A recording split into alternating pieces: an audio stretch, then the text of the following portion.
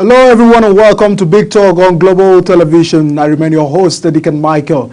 And today we'll be taking a look at the crisis in People's Democratic Party and what is the way forward, the impacts this may be happening, may happen in the future of the party. Because People's Democratic Party is a main opposition party, but of recent it seems the Labour Party have been in talks to be the leading opposition party in the country. We will take a look at these and other issues within the People's Democratic Party. And of course, joining me tonight to make this conversation is the chieftain of the People's Democratic Party from Benue State, Adai Edwin. Adai, good to have you on the show tonight. Thank you for having me. Thank you so much for coming. Yeah. I quite understand you've been running away from cameras, but we are glad to have you on the show. Sorry. Thank you. How have you been? How has been the party so far? How has been the feelings as the opposition party? Yeah, we are fine. We are doing well. As you can see, we have had a couple of meetings. The PDP Governors Forum met yesterday, and the Board of Trustees met. And if you read through their communique, you will know that the party is doing well. We are looking forward to, engaging more Nigerians to understand that whether they like it or not, PDP has come to stay. Is there a plan to merge PDP and other parties? Because media circulations have it that maybe PDP are in talks with Labour Party and NPP. Well, I think, to be honest with you, I don't want to sound, because it might be contradictory. Okay. Because number one, officially, PDP is not having a talk with any opposition party, be it Labour Party or NNPP. Officially. But I also understand that our presidential candidate, of course, Alhaji Atiku Abubakar, have a talk with, some few opposition parties, and then they are trying to discuss a way forward. So there is any pronouncement in respect to whether PDP is going on in a merger with any political party or not. So I think the conversation just remains within that cycle. Is that a signal that Atiku may be coming back again? Well, he's a Nigerian. That's speculations. Well, he's a Nigerian. He's a party member. No, he's a Nigerian. And you cannot deprive a man, to go about his personal interest. Politics is a game of interest. So if he chooses to go again, I think so be it. So he going to contest the presidential election does not stop anybody from contesting election. Don't forget, even if you are aspiring today, that doesn't mean that you're going to, if the delegates don't believe in you, to vote you in as the presidential candidate of the party, there is no magic you can do. So it is subject to the leadership of the party, it is subject to the delegates of the party. To decide. It is also subject to, the people to decide who represent them. So it's not about him coming or not coming. So I think the conversation should not be whether he's coming to contest. No, because the people have the choice and the party has a choice. The reason I'm asking that is that it seems some quarters of PDP are saying that we have learned our lessons, at the last elections, from the primaries, all of this. Is that your stand also? Is there a lesson that you've learned bitterly, at this exercise? Yeah, of course, as an individual, of course, we have a lot of bitter lessons, because personally, I'm a member of the TCOM that crisscrossed the 36 states with High Chief Raymond Dokbesi of blessed memory. So I'm also a member of the Presidential Campaign Council. So we did a lot of things that obviously are not within our expectation. We actually expected more. But of course, the game of politics. There's a room for us to look into what we have done in the past. There is a room for us to correct our mistake where there is any. And there's a room for also the leadership of the party to look into, what we have done in the past, starting from the National Working Committee to the Zonal Working Committee to the state and down to the ward level. So all of these things is an overhaul kind of arrangement where the leadership of the party need to, come up with a policy directions where we can begin to chant a new course for the party. Yeah. Is the PDP still the leading opposition party? Because Labour Party says they are the top. Is it a threat to PDP, or is it that they have pushed PDP backward? Or is PDP still the PDP that we know? Well, you see, I don't want to join issues with trying to compare PDP and Labour Party. But you have to give us the state of the party. Listen, Labour Party, there is no similarity between PDP and Labour Party. And I will tell you why. Labour Party is synonymous to a movement.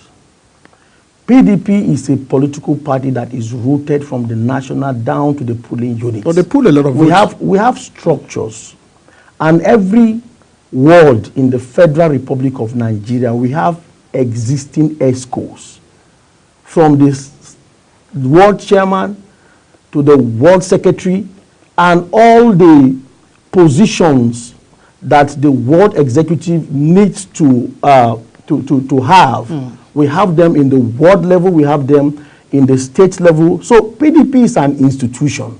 So comparing an institution to a movement, I don't think you're being fair with the PDP. The Labour Party is a political party in Nigeria.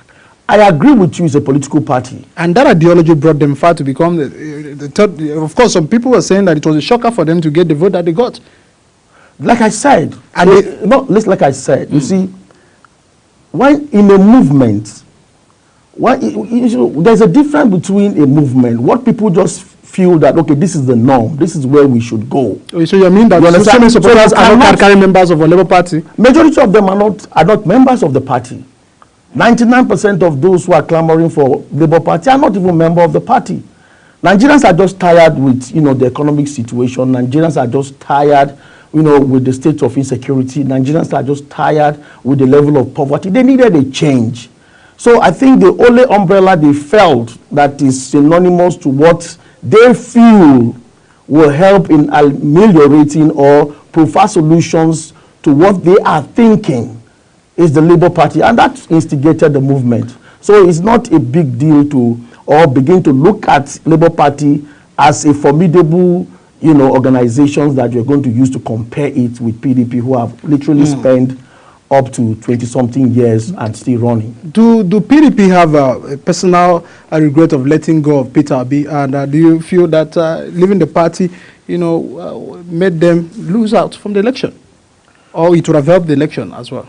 Well, to be candid with you, I would be unfair to say that we did not feel the impact or the negative multiply effect of allowing Peter Obi to migrate to Labour Party. If I am in the position to take decisions, of course, a lot of people are not anticipating to see this kind of wave at the time he left the party. So it came as a shocker. Nobody actually gave him a chance.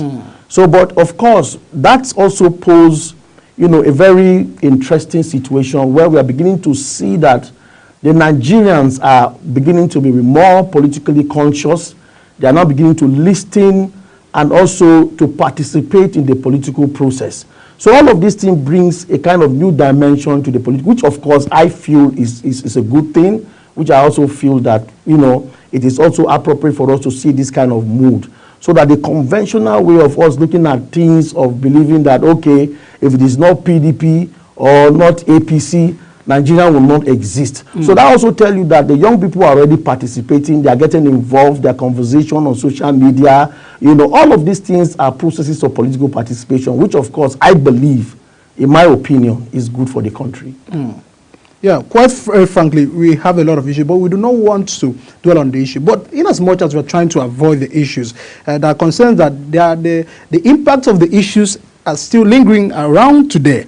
And it means that if nothing is being done, the PDP that we know, because sometimes many Nigerians that feel better, they make some references to the government of PDP. So they make some comparison, that things were better under PDP, compared to what APC has done to Nigeria for the 8 years, and now the new 4 years. For the 8th month now, the president seems to be giving Nigerian excuses. But one of those things that we may begin to wonder is that, is there a possible threat that, PDP may still lose out so many states? Currently, it seems Rivers State, we cannot really tell, who the Rivers State people are for. Is it the APC or PDP? Is it worrisome to People's Democratic Party? You see, I think I will ask you these questions. What are the indices that instigated Nigerians to support a political party? Comparing the performance of PDP and that of the APC, it means you are not being fair to Nigerians. The differences are clear. what is the level of insecurity in Nigeria today? We have never experienced that kind of situation before.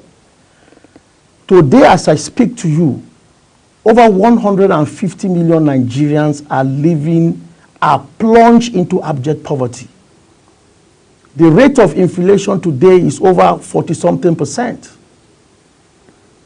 Unemployment has skyrocketed, and the Nigerian system as a whole is in deep shit.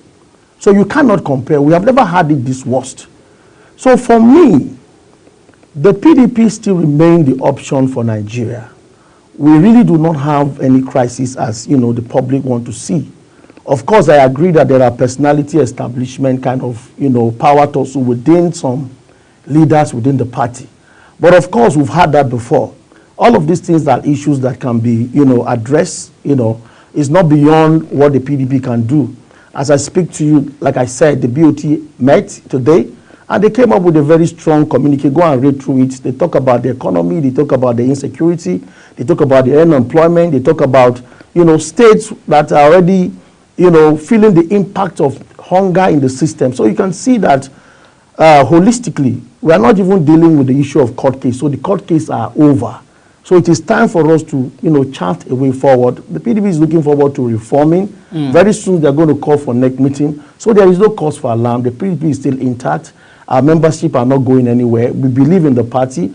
We believe in the philosophy of the party. We believe in the ideology of the party.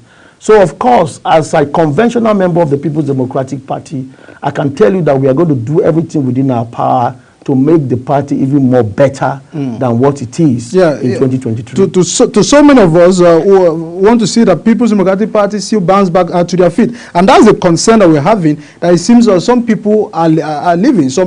We find last month Atiku's spokesman, Bawa, left to APC.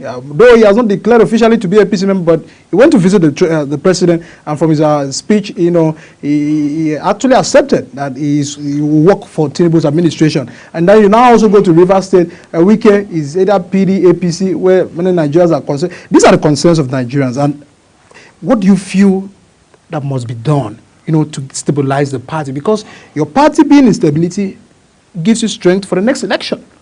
Well, you see, to be candid with you and also to be fair with Bawa. Bawa is not a conventional member of the People's Democratic Party. Don't forget that it is as a result of his disagreement with the Muslim ticket that instigated or that led him to the camp from the APC to PDP. So Bawa is not a traditional member of the People's Democratic Party. So if for any reasons, but it was campaigning seriously of course, if for any reasons he decides to say, okay, I have found peace, or my political party, my former political party are calling me back and they want me to be, one of them. I don't think there's anything wrong with that, because ideologically he believes in the APC. And don't forget that he has worked for Bola Ahmed Tinubu all his days in the political. Has he not demarcated Atiku? But again, no. You said what? Has he not demarcated Atiku? Because it hasn't. It hasn't. No, you can say that if somebody like Segun Showunmi, for example, left Atiku. You can say that when people who are within the Atiku Seko, the conventional people, those who are the ardent follower of Atiku, for instance, if they are leaving, then you can maybe call for a consign. But if Bawa is leaving, I don't think he's going back to where he's going back from where he came from. So I don't think we should be fair with him. You understand what I'm saying? So we cannot be harsh with him. He has done his part. Why he left the APC was because there's an agreement. He didn't feel comfortable with the Muslim ticket, and he expressed it loudly. And he came to PDP, of course, because he believed that the PDP, looking at the ethnic, differences that we have in Nigeria. Nigeria is a secular state. There are decisions that you're going to take as a political party that will not be synonymous with the political culture that we have in Nigeria, which of course is correct in that aspect. Because till today he has not deviated from the fact that he is not kicking against the Muslim ticket. Because in a highly sensitive religious country like Nigeria, all of these factors matters in political decision. So if today the people said, okay, we are sorry, Bawa, okay, you have to come back home. If he goes back home, I really, personally, I don't think anything is wrong. And it's not the marketing article whatsoever, because there is no member of the People's Democratic Party or the ardent follower of Atiku Abubakar that has left him since we lost the election. All right. Mike, another concern is what is next for PDP currently? Because we don't want to dwell on issues. What's next for the PDP? Well, for the PDP, number one, we are willing and still ready to be the leading opposition party in Nigeria. Our major objective is to see how we can reform the party and probably set up a committee to go around the 36 states to look at why we failed, in the 2023 election, and then probably look at other areas, other great areas, to see how we can, strengthen the party to still remain as the leading opposition party in Nigeria. So I think for me that is, the way forward for the People's Democratic Party. All right. I'm still having Adai, Edwin Adai, who of course the chieftain of People's Democratic Party, and we'll go on a short break right now. Once we return, we'll take a look at analyzing the current state of the nations under President Bola Tinubu. Still stay with us on Big Talk. We'll be right back.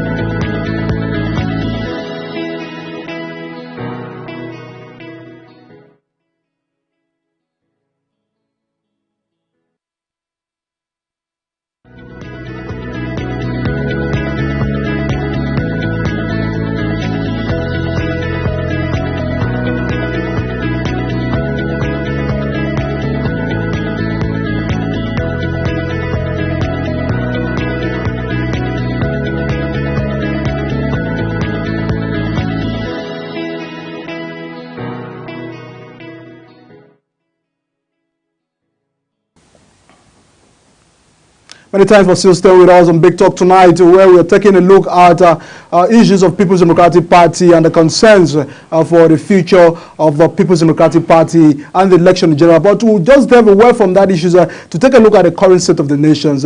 Things seems to go south, north, and west. And development in Nigeria is talked where people are only clamoring for survival. The high cost of living, policies of the presidency has been worrisome, to Nigerians, and this has called Nigerians to go into the street for protests regarding cost of living and all of this. We'll take a look to know what the People's Democratic Party have about this. Of course, yesterday the PDP Governors Forum met and they gave a communique in concerning the state of the nations. These are some of these issues that we'll get to discuss right now with the PDP chieftain with me on the studio. All right, let's take a look at the state of the nation. Is this what, away from the fact that PDP have accepted the rulings of the Supreme Court, which is the apex decision-making, lawmaking body in Nigeria, does it mean that PDP are happy with the way things are going on under President Tinubu? Because it seems people were quiet. That's a concern. More or less that Labour Party were now speaking out and PDP were not making a comment on this. No, I think that is not correct. It's not really correct.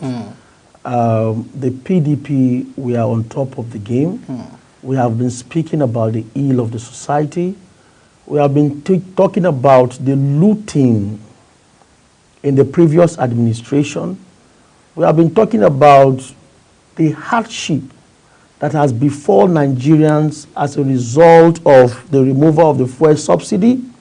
We have been shouting about the unemployment rate in Nigeria. We have been shouting about the state of insecurity in Nigeria. We have been screaming about the inability of Nigerians not to be able to go to the market and buy food. These are the primary function of any government. The responsibility of government has been spelled out by the Constitution. Is to ensure that people are safe, is to guarantee the welfare of the people. So the moment these things are not met, automatically that government has failed. I expect that the APC should be ashamed of themselves, because they literally allow one man to take a decision for the entire political party, which is not correct. In his assumption into office, the first thing he did was to remove the fuel subsidy, not minding the negative multiplier effects that the removal of the fuel subsidy will cascade and bringing down harsh economic situation to Nigeria. Atiku wanted to do the same thing. No. You see, it wasn't as if, because for you to embark on a policy like this, so the policy is a wrong policy. It's not a wrong policy. Nobody is criticizing that the policy is wrong. But you see, for you to take such a quick approach to making such pronouncement, as a leader, you ought to have made some certain arrangements. Okay. You ought to have made some provisions so that the removal of fuel subsidy will not be hard on the people. Because as I speak to you today, the middle class have become the lower class now. The lower class now are wallowing in abject poverty. People can't fuel their cars to work. That is how bad the situation is. In Niger State, a few days ago, there was hunger strike, and it is real. People cannot pay house rent, people can't pay school fees. So the situation has become so critical that until and unless the APC as a political party rise up to the occasion, we are going to plunge this country into a difficult situation where people will resonate with all manners of, protests. And that is not good for the country. Right now, as I speak to you, go to the villages, farmers can't go to farm because of insecurity. People are being killed. Do you know how many numbers of people have been killed for the past 9 months that President Bola Tinubu has been in the office? What are the security agencies doing? Year in, year out, we budgeted huge amount of money to the security agencies. Why are they not working? Why are they not? The buck stop on his decks. And that is why Nigerians are shouting and clamoring and saying, you need to do something. Because the situation right now, as I speak to you, is really, really not acceptable. It's really, really harsh on the average Nigerian. Another concern has been that the issue of dollar to Naira is a universal issue where we are having the current situation generally, and one would expect that Atiku's, even if Atiku would have been the president, he may have been, facing the same challenge due to the global economic challenge that we are actually facing. So it's not about, some people are saying it's not about Tinubu. Do you really feel so? Do you think that there's a magic that PDP would have done to take Nigerians away from this? There are approaches to everything. There are solutions to every problem.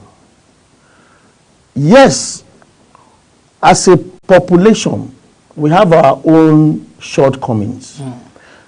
One of the things we do as a Nigerians, which of course we need to understand, is that we cannot continue to patronize foreign goods.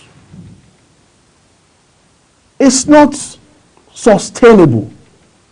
Nigerians should be talking about production, not patronizing foreign goods.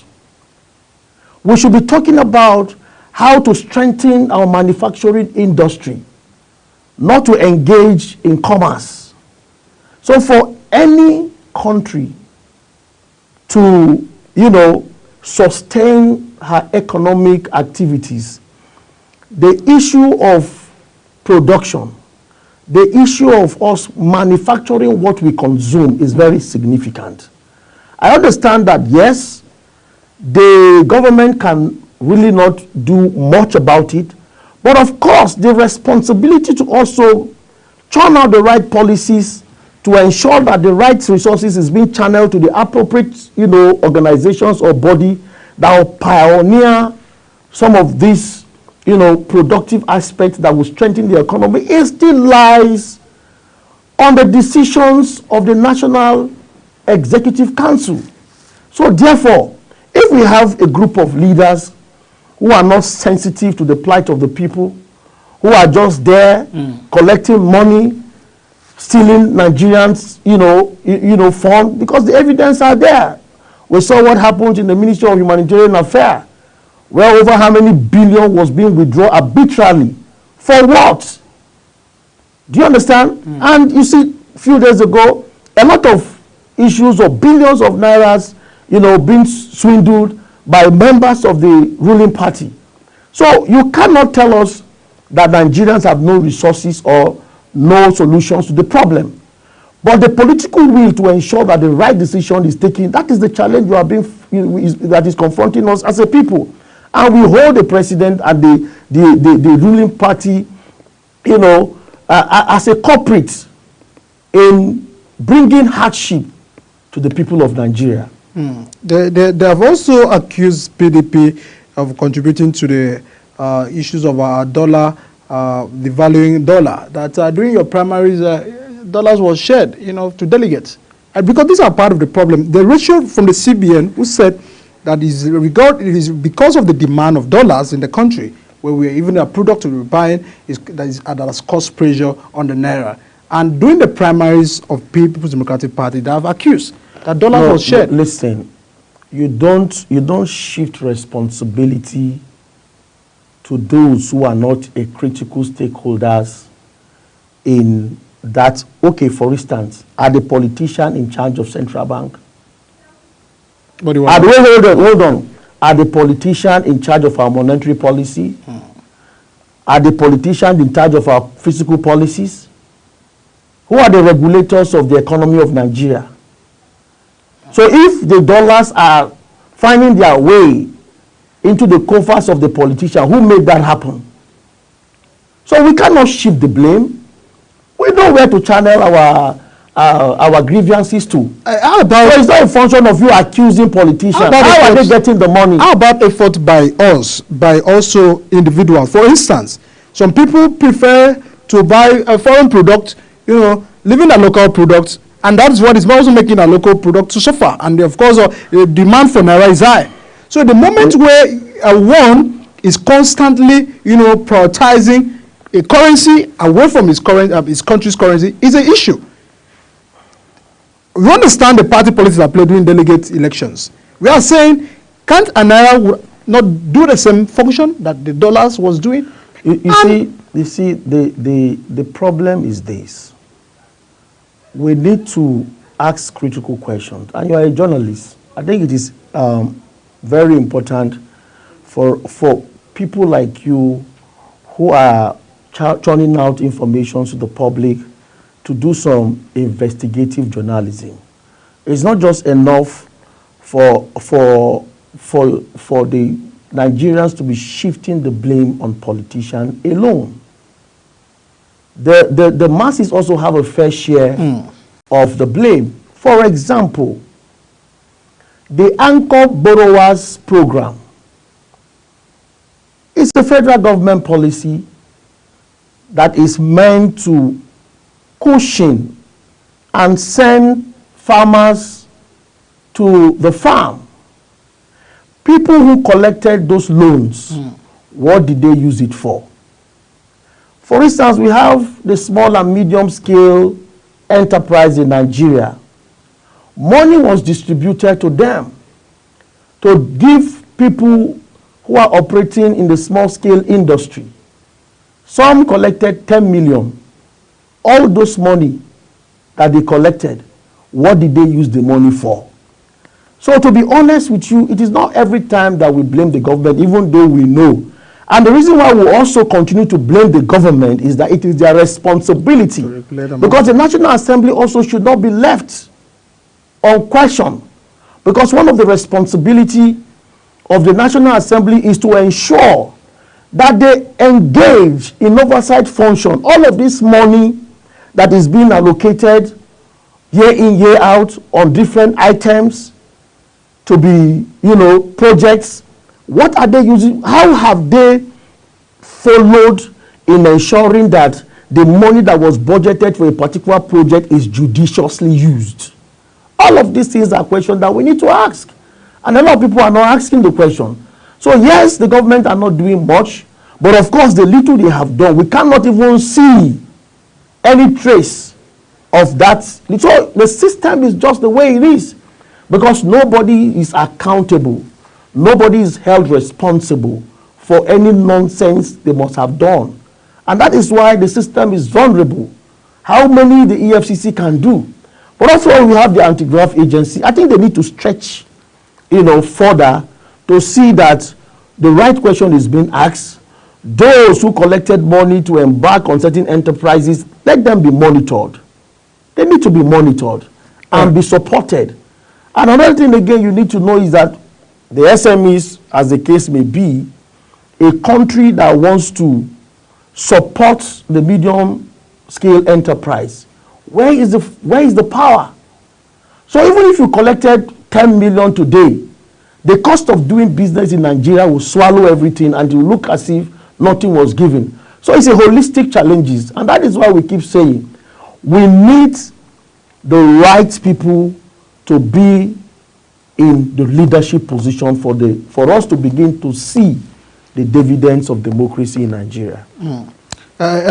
Recently, yesterday, I think the First Lady of Nigeria went to Kano and told the people of Kano to exercise patience due to the economic reality. And of course, broadcasts by the president, several broadcasts by the president, has always been also calling on Nigerians to exercise patience. And it seems Nigerians are running out of patience. Is this a concern to you? Well, if you were in her shoes, what would you have said? One expected the First Lady, who was a former senator, who is a politician, who has been a First Lady in the state, to do better. Well, that's what I said. You see, the thing is this. That is what is expected of any leader to do. To tell the people to be patient. For 8 but months. Of course, I can tell you how long will the patience last. Because that is the question Nigerian is asking. It's more than because the point is that Nigeria has always been patient. We are always a patient people. But it seems that the government and those in the leadership positions are taking our patience for granted. Are they out of idea? I don't want to believe so, because in this country, we have the best brain. We have people who can provide solutions to our economic challenges. Have they not brought them on board? It is the political will. It is the ability to act upon the advice of the experts. That is the problem. Largely because of corruption. Largely because of maladministration. Largely because of, this lackadaisical attitude that we always bring to the public office. So all of these things need to be corrected. And that is why a lot of us who are of the opinion that, look, the leadership recruitment process in this country must be re-examined. You can't just bring anybody to say, okay, I want to become a senator. Do you know what it takes to be a senator? Not just being in the red chamber to start chasing money. No, it's more than that. So we must bring more honest people, because it wasn't as if the solution to the problem is not there. But their ability to be upright, their ability to exercise that deep human feelings, to see that no, the life is not about me and my family. We need to work for the collective good of the nation. That is what is lacking, my brother. A concern has also been that government appointees are also to drive, the ideologies of our government. For instance, the president says that he's a man of war. He's appointing people across political parties, but it seems we still have more politicians than technocrats in the system. Is this also undermining the developmental factors, that they would have driven? For instance, so many factors. The CBN, the governor was changed. Go to security. Service chiefs were sacked and replaced, and new ministers were appointed to man different ministries, and even some government agencies sacked DGs, replaced them with new ones, and things still are the same. Well, I think, like I said earlier on, it's not just about the technocrats or the politicians. It's about the political will. The political will is the essential ingredients. As a leader, one of the attributes or a characteristics of a leader is the ability to take tough decisions. Because don't forget, whatever decisions you are going to take, whether you like it or not, there are people that will be at the receiving end. But like they said, there is no time that a system will be able to provide for everybody at the same time. Social stratification will still exist. They will still have the upper class, the middle class, and the lower class. But the point is that let the life of an average Nigerian should not depreciate below a certain threshold. That is the emphasis. People should be able to buy food. People should be able to sleep in a comfortable abode. Do you understand? People should be able to go about their various businesses. We are speaking a lot of grammar in Nigeria. These things are not rocket science. It is not just whether technocrat or politician. A layman who is honest and sincere. The job of a leader is to judge the people, to settle disputes, and take the right decision without minding whose oxes go.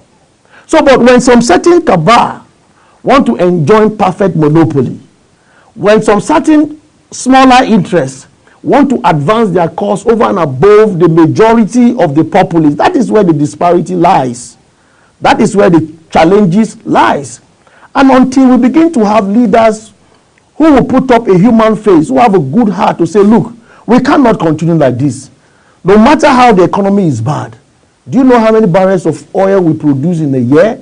If the monies are not stolen, by the time we diversify the economy with what we have, if Nigeria is, we have a very fertile land in the country. The arable land is there. If we send graduates to farm, equip them with the necessary tool, let us open up the economy. By so doing, you will find out that everything will come to place. It's not a difficult thing to do. But of course, when you don't have the right people, or you have greedy people in the position of leadership, or you have people who want to steal the resources of the people and want to get rich by all cost, if you have people who are not planning for the future of Nigeria and only thing they think about is about the next election, then of course we're going to have problem. I like the fact that you are speaking not as a politician but as a patriotic Nigerian, which is a way to go. Take a look at aspect of food insecurity that we have in this country. You also try to hint that, and some quarters are saying that the president should, declare a state of emergency on agriculture. And you're from Benue State, and Benue happens to be, the food basket of the nation. But it seems they are no more producing food, enough food in Benue. And even the president has ordered that, where food has been stored, be open to Nigerians. But it seems hunger is still on the high, because if you go to the market, a model of Gary, as according to you, because the layman who goes to the market is just be able to buy food so they can actually feed his or her family. So it means that a common Nigerian can no longer afford, I was saying 2 square meal the other day, someone was saying, no, talk about a square meal in a day. That's how things has gone bad. Things are costly in the market. What should the president do to address the issues of food insecurity in the country? See, I am, thank you very much. I am of the opinion that the problem is not just to open the food bank. The problem is not whether there is no food in the market. The problem is that people cannot afford. There's a difference between there is no food. No, if you want one minute. There is a difference between there is no food and not being able to afford the food. Okay. Supposing you open up the bank today, and people, every time, if you go to the Wuse market today, there is food. If you go to the villages, there are food. Go to Benue State, there are food. But the transportation that will convey that food to Abuja, does the peasant farmers have that kind of money to transport that food to Abuja? What is the cost of transportation to convey food from Benue State to the FCT? What is the cost of transportation to convey food from Benue State to Lagos? So these are the challenges. For instance, if you are a low-income earner, the minimum wage is between, how much they call it, 25 or 30,000 naira. 1 million, we are going to 1 million. Do you understand what I'm saying now? That is a projection. Okay, the minimum wage as of today, it has not been reviewed. We are talking of 30,000 naira. For instance, if you are a civil servant and you are living in Kubwa, or you are living in Marabanyanya, or you are living in Oronzo, and you are to transport yourself, because of course, the low-income earners don't stay in the highbrow area. All of them live in the suburb. Do you understand what I'm saying? How much is the cost of transportation from Kubwa or Oronzo or Marabanyanya to the highbrow area where most of the jobs are situated? Do you understand? So if you are earning 30,000 naira a month, you have to steal to come to work. That is the situation we found ourselves, and that is why it is not acceptable. That is why the hardship is unbearable. For instance, if you are earning 100,000 naira today, how much is a cup of gari? Do you know how much is the bag of rice? You're talking of 70,000. So if you buy a bag of rice, for instance, you are earning 100,000 naira, and you buy a bag of rice inside your 100,000, that is what is left for you is 30,000 naira, and that's, you have to grapple with your transportation. You have to grapple with feeding, buying ingredients, because you can't just be eating the rice raw. You have to buy gas. Do you understand? You have to feel, if you have to. So all of these things are what, and people cannot be able to, put up with all of these myriads of, issues, and that is why people are shouting. And the situation is real, and it's true. So that I think it's just not beyond the government to start paying lip service. You have to find out, you have to devise a means, you have to think strategically to come up with solutions to this problem. That is what Nigerians are yearning for. Well, quite very frank conversations with the chieftain of People's Democratic Party, who is not speaking like a party man, but a concern. And I was wondering if you're an economist. You've had some degree background from the world of economics.